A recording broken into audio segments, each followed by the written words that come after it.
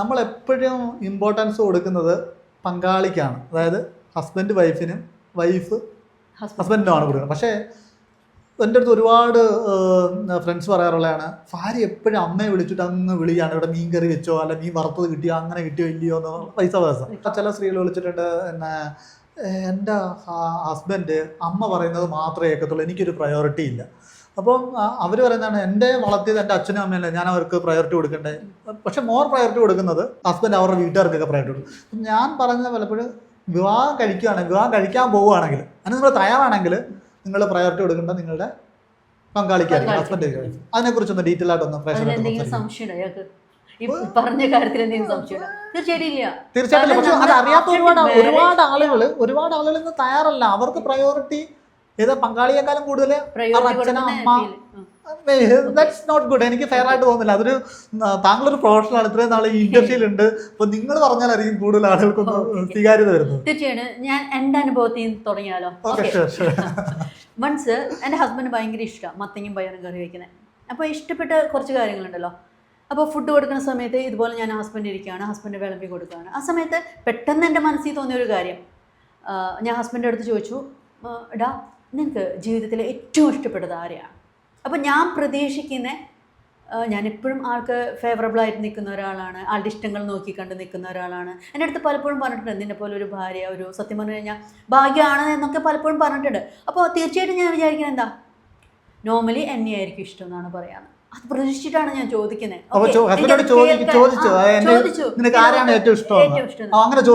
ചോദിച്ചു ഞാൻ cut and right ആയിട്ട് ചോദിച്ചു. തമാശ, പകുതി തമാശയും പകുതി നിന്നെയാണ് എനിക്ക് ഇഷ്ടം എന്ന് പറയുന്നത്. എടുത്ത വഴിക്ക് ആള് പറഞ്ഞു, എനിക്ക് എൻ്റെ ജീവിതത്തിലെ ഏറ്റവും ഇഷ്ടം എൻ്റെ ഉപ്പാനെയാണ്. സത്യം പറഞ്ഞു കഴിഞ്ഞാൽ ഒരു മിനിറ്റ് ഞാൻ സ്റ്റക്കായി പോയി. എനിക്ക് പെട്ടെന്ന് നല്ല പെയിൻ വന്ന് എൻ്റെ കണ്ണിൽ നിന്ന് വെള്ളം വരികയും ചെയ്തു.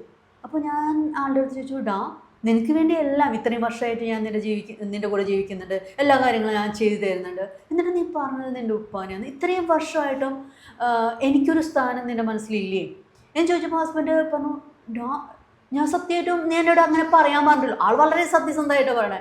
പക്ഷേ എനിക്ക് എൻ്റെ ഉപ്പാനെയോട് ഏറ്റവും ഇഷ്ടമുണ്ടായിരുന്നത്. നീ ചോദിച്ചപ്പോൾ ഞാൻ അതേപോലെ പറഞ്ഞു എന്നേ ഉള്ളൂ. പക്ഷെ നീ എന്നോട് പറയാണ്, അതായത് ഞാനിങ്ങനെ ചോദിക്കുമ്പോൾ നീ നിന്നെയാണ് ഇഷ്ടം അല്ലെങ്കിൽ എന്നെയാണ് ഇഷ്ടം എന്ന് നീ പറയണം എന്ന് മുൻകൂട്ടി പറഞ്ഞിരുന്നെങ്കിൽ ഞാൻ തീർച്ചയായിട്ടും അങ്ങനെ പറയായിരുന്നുള്ളൂ. അപ്പോൾ ഞാൻ വിചാരിച്ചൊരു കാര്യം എന്ന് വെച്ച് കഴിഞ്ഞാൽ, ഇതുപോലെ തന്നെയാണ് എല്ലാവരും. ഇപ്പം എൻ്റെ അടുത്ത് ചോദിക്കുന്ന സമയത്ത് എനിക്ക് എൻ്റെ ഉപ്പാനെയാണ് ഏറ്റവും ഇഷ്ടം, എൻ്റെ ബ്രദറിനെയാണ് എനിക്ക് ഏറ്റവും ഇഷ്ടം എന്ന് ഞാൻ പറയുകയാണെങ്കിൽ തീർച്ചയായിട്ടും നിനക്ക് വേദനിക്കുമായിരുന്നു. അത് ഉണ്ട്. അപ്പോൾ തിരിച്ചും ഇങ്ങനെയൊരു കാര്യമുണ്ട്. കാരണം ചിലപ്പോൾ നമ്മുടെ മനസ്സിൽ എനിക്ക് എൻ്റെ ബ്രദറിനെ ആയിരിക്കും കൂടുതൽ ഇഷ്ടമുണ്ടാവുക, അല്ലെങ്കിൽ എൻ്റെ ഉപ്പാനെ ആയിരിക്കും ഇഷ്ടമുണ്ടാവുക. തീർച്ചയായിട്ടും അവൻ്റെ മനസ്സിലും അങ്ങനെ തന്നെയായിരിക്കും, അവന് ഉമ്മാനെ ആയിരിക്കും ഉപ്പാനെ ആയിരിക്കും ഇഷ്ടമുണ്ടായിരിക്കാം.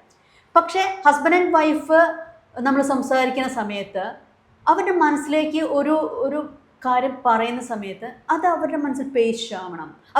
അവരാണ് പ്രൈമറി തിങ് എന്നുള്ളൊരു കാര്യം. കാരണം ആഫ്റ്റർ ദി മാരേജ് നമ്മുടെ ജീവിതത്തെ നമ്മുടെ മക്കളെക്കാൾ പ്രാധാന്യം, നമ്മുടെ പാരൻസിനേക്കാൾ പ്രാധാന്യം തീർച്ചയായിട്ടും നമ്മൾ കൊടുക്കേണ്ടത് നമ്മുടെ പങ്കാളിക്കാണ്. കാരണം നമ്മുടെ ലൈഫ് ലോങ് ഇനിയുള്ള ജീവിതത്തിൽ മുഴുവൻ അവരാണ് നമുക്ക് താങ്ങും തണലായിട്ട് നിൽക്കേണ്ടത്. എന്ന് വെച്ച് മക്കളെയോ പാരൻസിനെയോ തള്ളിക്കളയുമെന്നല്ല ഞാൻ പറയുന്നത്. ഇപ്പോൾ ഞാൻ പറയാം, ലാസ്റ്റ് ഒരു 2-3 ഡേയ്സ് മുന്നേ എനിക്കൊരു ക്ലയൻറ്റ് വന്നു. ഓക്കെ, അവർ 5 വർഷമായി കല്യാണം കഴിഞ്ഞിട്ട്. ഇപ്പം അവർ ഡിവോഴ്സിന് വേണ്ടിയിട്ട് എൻ്റെ അടുത്ത് വന്നത്. അവരുടെ പ്രധാന കാര്യം എന്താണെന്ന് ചോദിക്കുമ്പോൾ നമുക്ക് മനസ്സിലാവുന്ന ഒരു കാര്യം, ഹസ്ബൻഡിന് ഒരിക്കലും ഭാര്യയെ അതേപോലെ പ്രയോറിറ്റൈസ് ചെയ്ത് കാണാൻ പറ്റുന്നില്ല. അതായത് ഭാര്യ വീട്ടിൽ വളർന്നു വന്ന സാഹചര്യത്തിൽ അവരുടെ അച്ഛൻ അമ്മയെ സഹായിക്കുന്നത് കണ്ടുകൊണ്ടാണ് വളർന്നു വന്നത്. അതേസമയം ഹസ്ബൻഡിൻ്റെ വീട്ടിൽ ചെല്ലുന്ന സമയത്ത് ഇതല്ല. അതായത് അച്ഛനും ആൺമക്കളും ഫ്രണ്ടിൽ ചെന്നിരിക്കണം, അടുക്കളയിലേക്ക് എന്തെങ്കിലും ആവശ്യത്തിന് മാത്രം കടന്നു വരിക, എല്ലാ കാര്യങ്ങളും അമ്മ ചെയ്തു കൊടുത്തുകൊണ്ട് കണ്ട് വളർന്നവരാണ് അവർ. അപ്പോൾ ആ ചെറുക്കനെ സംബന്ധിച്ചിടത്തോളം കിച്ചണിൽ ചെന്ന് വൈഫിനെ സഹായിക്കുക എന്നുള്ളൊരു കാര്യം ആലോചിക്കാൻ പോലും പറ്റില്ല. അവൻ്റെ സ്വപ്നത്തിൽ പോലും അങ്ങനെയുള്ളൊരു കാര്യമില്ല. അവനെപ്പോഴും തിരയുന്നത് എൻ്റെ അമ്മ എന്നെ എങ്ങനെ വളർത്തി വലുതാക്കി എന്നുള്ളത് മാത്രമാണ്. അമ്മയെയാണ് സ്വന്തം ഭാര്യയിൽ തിരയുന്നത്. അതുകൊണ്ട് തന്നെ അവർ ഒരുപാട് പ്രശ്നങ്ങൾ വരും. കാരണം ഭാര്യയാണെന്നും ഭാര്യയ്ക്ക് ചെയ്യാനാവുന്ന കാര്യങ്ങൾ ഇவ்விதമാണെന്നും ഒരു ഭർത്താവ് തീർച്ചയായിട്ടും അറിഞ്ഞിരിക്കണം. എൻ്റെ ജീവിതത്തിലെ ഏറ്റവും പ്രധാനപ്പെട്ടത് എൻ്റെ ഭാര്യയാണെന്നും എൻ്റെ ജീവിതത്തിലെ ഏറ്റവും പ്രധാനപ്പെട്ടത് ഭർത്താവാണെന്നും പരസ്പരം അറിഞ്ഞുകൊണ്ട് തന്നെയാണ് നമ്മളവിടെ ജീവിതം തുടങ്ങേണ്ടത്. ചിലർക്ക് ഇഷ്ടങ്ങളുണ്ടായിരിക്കാം. എൻ്റെ അച്ഛനെ ഭയങ്കര ഇഷ്ടമായിരിക്കാം, അമ്മയെ ഭയങ്കര ഇഷ്ടമായിരിക്കാം. ഇതൊക്കെയാണെങ്കിലും നമ്മളുടെ ഫസ്റ്റ് പ്രയോറിറ്റി എപ്പോഴും നമ്മുടെ പങ്കാളിക്ക് തന്നെ കൊടുക്കണം. എൻ്റെ അടുത്ത് പലപ്പോഴും വരുന്ന കാര്യങ്ങൾ നമ്മൾ ശ്രദ്ധിക്കുമ്പോൾ കണ്ടിരിക്കണേ, കഷ്ടപ്പെട്ട് ഒരുപാട് ആലോചനകൾക്ക് ശേഷമായിരിക്കും ഒരു പെൺകുട്ടിയെ മറ്റൊരുത്തൻ്റെ കയ്യിൽ പിടിച്ചേൽപ്പിക്കുന്നത്. പക്ഷേ വിവാഹം കഴിഞ്ഞു കഴിഞ്ഞാൽ ആ പെൺകുട്ടി തീർച്ചയായിട്ടും സ്വതന്ത്രയായിട്ട് എന്നിലേക്ക് തന്നെ എത്തണമെന്ന് ആഗ്രഹിക്കുന്ന അമ്മമാരും കുറവല്ല. അപ്പം ഞാൻ വിചാരിക്കാറുണ്ട്, എത്ര കഷ്ടപ്പെട്ടിട്ടാണ് നിങ്ങൾ ഒരു പെൺകുട്ടിയെ കല്യാണം കഴിച്ചെടുക്കുന്നത്?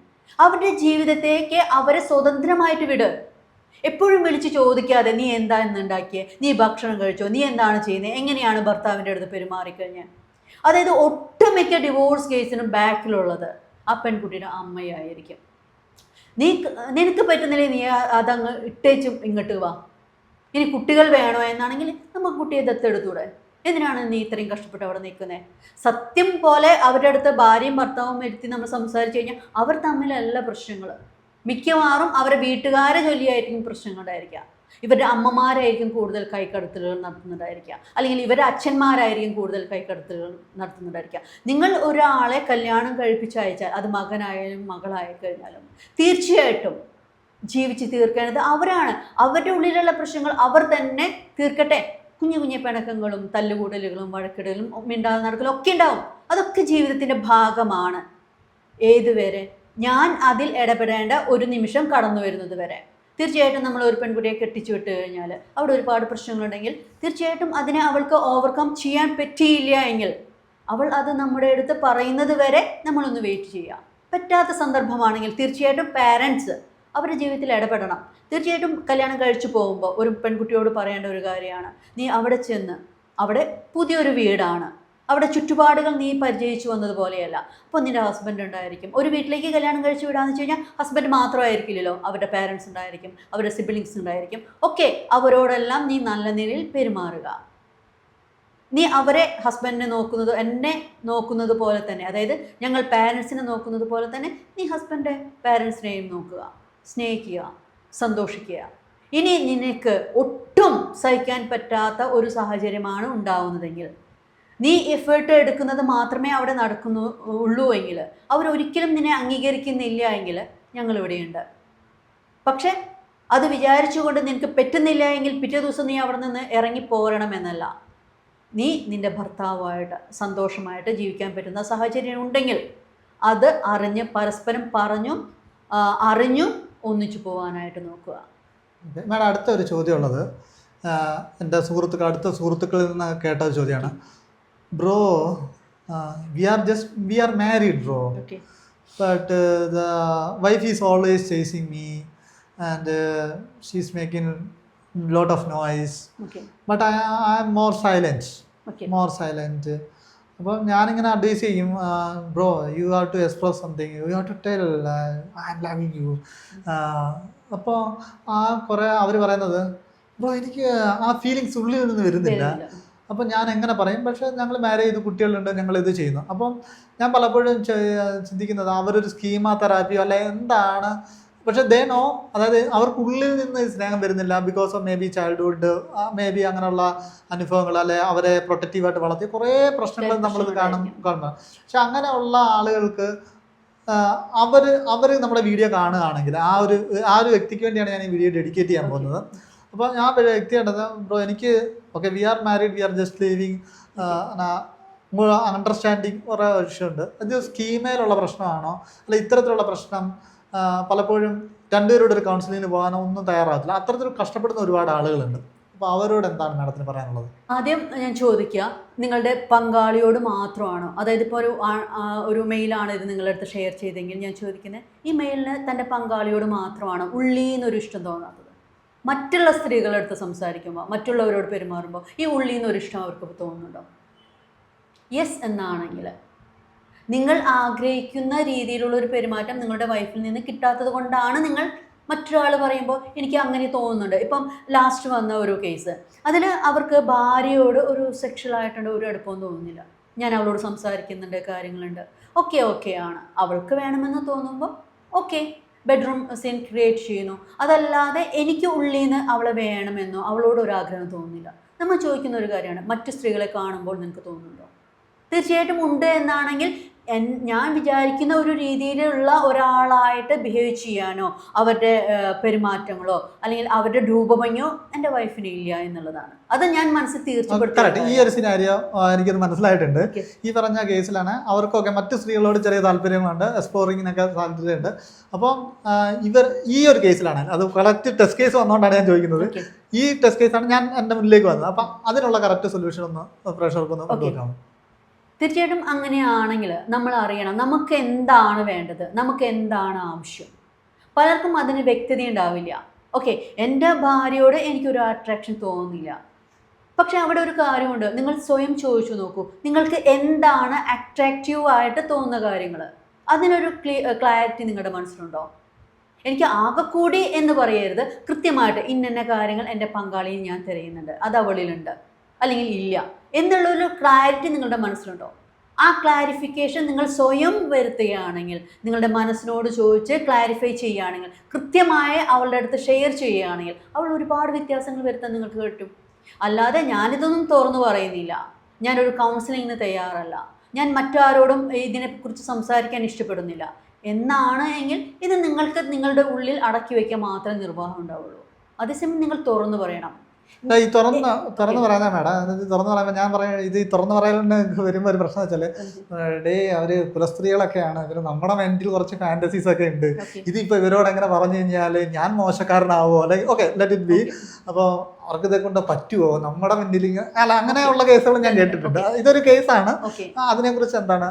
തീർച്ചയായിട്ടും നമ്മൾ പറയുന്നത് നമ്മുടെ പങ്കാളിയോടാണ്. നമ്മുടെ എല്ലാ കാര്യങ്ങളും ഒന്ന് ആലോചിച്ച് നോക്കൂ. നമ്മുടെ മറ്റ് ഏതൊരു റിലേഷൻഷിപ്പ് ആവട്ടെ, ഫ്രണ്ട്ഷിപ്പ് ആവട്ടെ, സിബ്ലിങ്സ് ആയിട്ടുള്ള റിലേഷൻഷിപ്പ് ആവട്ടെ, പാരൻസ് ആവട്ടെ, അവിടെയൊന്നും ഫിസിക്കൽ നമ്മൾ അറ്റാച്ച് ചെയ്യുന്നില്ല അല്ലേ, ഇമോഷണലി മാത്രമാണ് കണക്ട് ചെയ്യുന്നത്. നമ്മുടെ പങ്കാളി എന്ന് പറയുമ്പോൾ നമ്മൾ ഫിസിക്കലി മെന്റലി ഇമോഷണലി കണക്ട് ചെയ്യുന്ന ഒരാളാണ്. അവരുടെ അടുത്ത് നമ്മൾ തുറന്നു പറച്ചിലുകൾ നടത്തുന്നിടത്ത് എന്താണ് നിങ്ങൾ അവർക്ക് ഹർട്ട് ആവുമോ എന്നുള്ള പേടി. അതായത് ഇപ്പം അവർ ഒബിയസ്ലി ഇപ്പം ഞാൻ പറയാം, ഒന്നില്ല ഞാൻ മോശക്കാരനാവോ, അല്ലെ എനിക്ക് ഇങ്ങനെയൊക്കെ ഫാന്റസി, അല്ലെങ്കിൽ അവർക്ക് ഇതൊക്കെ ചെയ്യാൻ പറ്റുമോ, അല്ല ഞാനിങ്ങനെ പറഞ്ഞു കഴിഞ്ഞാൽ അവരുടെ കോൺഫിഡൻസിനെ ബാധിക്കുമോ, ഇങ്ങനെ കുറേ ഫാക്ടേഴ്സിൽ അത് ആസ് എ ബോയ് എന്ന നിലയിൽ അല്ലെങ്കിൽ ആൺകുട്ടി എന്ന നിലയിൽ ഞാൻ പറയുന്ന ഒരു കുറച്ച് കാര്യങ്ങൾ ഞാനത് ഫ്രണ്ട്സായിട്ടൊക്കെ ഡിസ്കസ് ചെയ്യുമ്പോൾ ഉള്ളതാണ്. പക്ഷേ അപ്പാർട്ട് ഫ്രം ദാറ്റ് ഓക്കെ ഇത് വർക്കൗട്ട് ആകുന്നില്ല, ദെൻ വാട്ട്സ് അതർ ഓപ്ഷൻ, അങ്ങനെ ചെയ്യുന്ന ആളുകൾ പോലെ എനിക്കറിയാവുന്നതാണ്. തീർച്ചയായിട്ടും നമ്മൾ ആദ്യം ചെയ്യേണ്ടതേ നമ്മുടെ ഉള്ളിലുള്ള ആ ഈഗോ ഒന്ന് മാറ്റിവെക്കുകയാണ്. ഈഗോ മാറ്റിവെക്കുക. ഇതെൻ്റെ വൈഫിൻ്റെ അടുത്ത് ഒരു വട്ടമെങ്കിലും ഞാൻ തുറന്ന് പറയാൻ ശ്രമിച്ചിട്ടുണ്ടോ എന്നൊന്ന് ചോദിക്കുക. എനിക്ക് കൃത്യമായിട്ട് പറയണം. എൻ്റെ ഭാര്യ എന്നോട് ചോദിക്കുന്ന സമയത്ത് കൃത്യമായിട്ട് അക്കമിട്ട് പറയാൻ പറ്റുന്ന കാരണങ്ങൾ കൊണ്ടാണോ എനിക്ക് അവളിൽ നിന്ന് മാറി നിൽക്കേണ്ടി വരുന്നത്, അല്ലെങ്കിൽ എനിക്ക് അവളോട് ഒരു അട്രാക്ഷൻ തോന്നാത്തത് എന്ന് നമ്മൾ ക്ലാരിഫൈ ചെയ്യേ.